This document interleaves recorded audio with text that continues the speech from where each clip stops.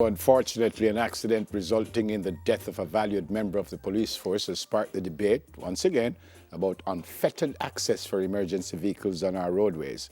Zooming in this morning to discuss this is Chairman of the Jamaica Police Federation, Corporal Rohan James. Morning, sir. Welcome to Smile Jamaica. How are you, sir? Morning to you, Sir Bell and Leila. Good First, morning to your listeners and to my hardworking colleagues. yeah, man. First condolences to you, sir, and your colleagues, and to the family of the police officer Carr, who lost his life. But what's the discussion this morning? I heard the police commissioner a couple of days ago said it took 18 minutes to get there, and I think he said an hour and 43 minutes overall from the accident to the hospital. What is your problem with what went on? Permit me to express condolences on behalf of the Jamaica Police Federation to the family of Constable Carr and to our colleagues. We know that we are hurting and it's painstaking at this time. The issue should never have happened in the first instance.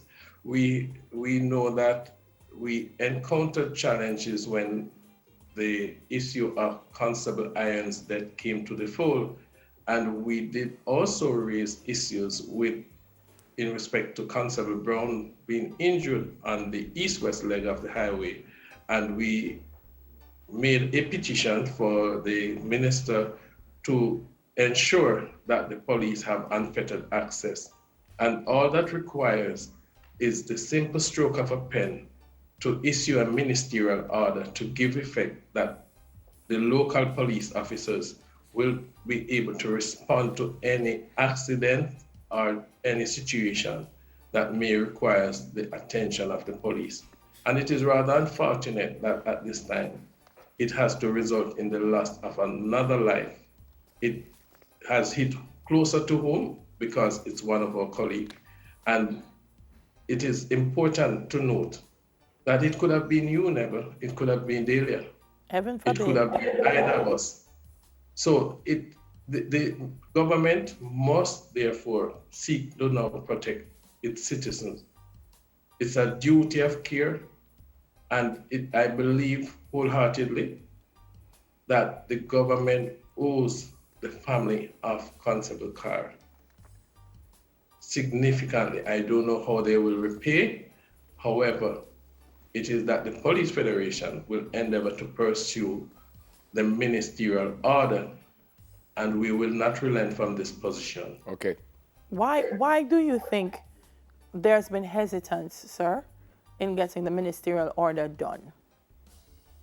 Yesterday, Neville, and Jamaica at large, I believe it's country regard policing service, and that there is, in hindsight, lack of vision.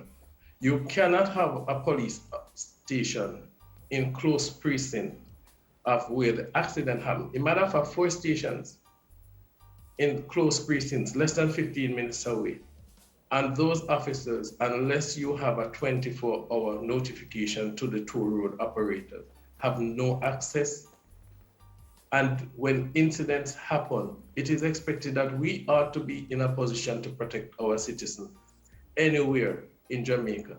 We should not be barred from entering anywhere to perform the lawful execution of our duties. Can you tell me, Corporal James, exactly what happened with Officer Carr? What happened? So you heard about the accident. What happened? Why were you not allowed to go? I mean, I know I hear is a ferry police, and I hear soldiers are allowed. But what happened?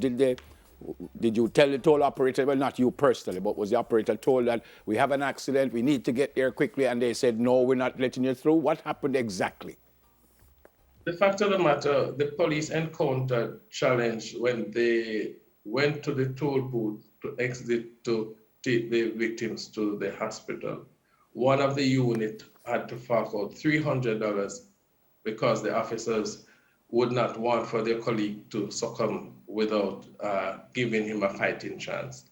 And the other unit was detained for a few minutes, and a stitching time when it is that you have a trauma case dealing with, a minute is very much determinant on the issue of survivability. Are you suggesting, sorry to jump in, sir, but are you suggesting that because of the holdup, in other words, I'm asking the question, would Officer Carr be saved if things had gone quicker? Is that what the suggestion is here?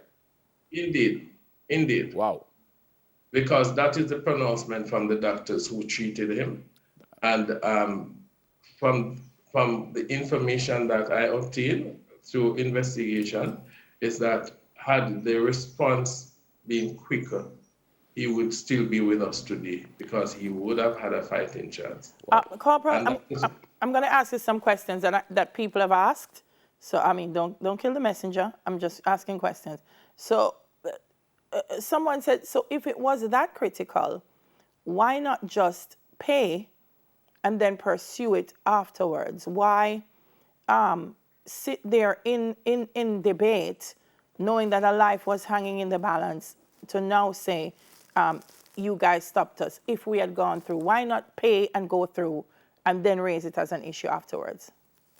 The fact of the matter, Adelia, the toll road operator has a duty of care, and they indicate that they have a protocol in place.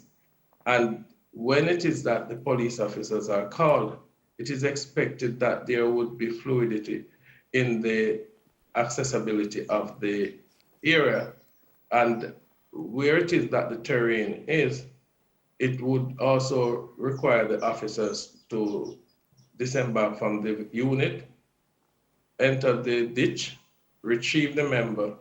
And so it was expected that when they encountered the challenges at the exit, that would have already been remedied because supervisors would have communicated to the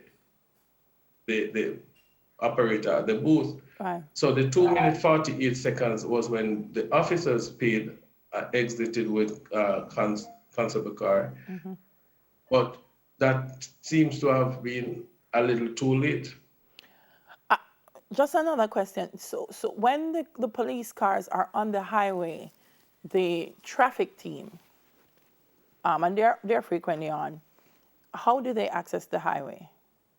They have unfettered access from the ferry station, and it is ridiculous. So meaning, so when you say, oh, the police speed traps are along the highway, it's only the ferry they're police all station. ferry police who are doing that? Yes, peace them police. So even at close to Ocheria's end is only ferry police station. Police officers can go there also. They are the ones who police the entire thoroughfare. Yeah. Okay. And I found it interesting because I did not think that police in uniform at work had to pay, period. I didn't even know that. I thought if you're a police officer and you're working, you're in your uniform, I did not know that you had to pay the toll. Should that happen? Should police officers be allowed to go on the toll in their duty? It is a prerequisite level. And why I say that, if you can remember, on the last occasion that criminal elements are using the thoroughfare, they are even dumping bodies on the thoroughfare. And it is important that the police be able to carry out patrol duties and to respond to critical incidents and to respond to calls from our citizens. We should not be detained in pursuing criminal elements anywhere in Jamaica. And so the government has fallen down short on this issue that we have been beseeching for far too long. Yeah. And the Federation is not going to sit back and take this any longer.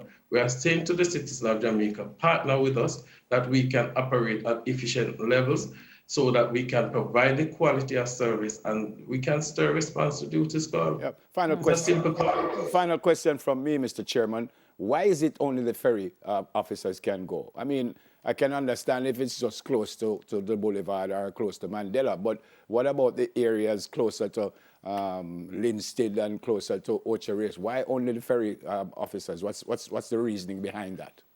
I don't know what the rationale was at the time when the arrangements were being made.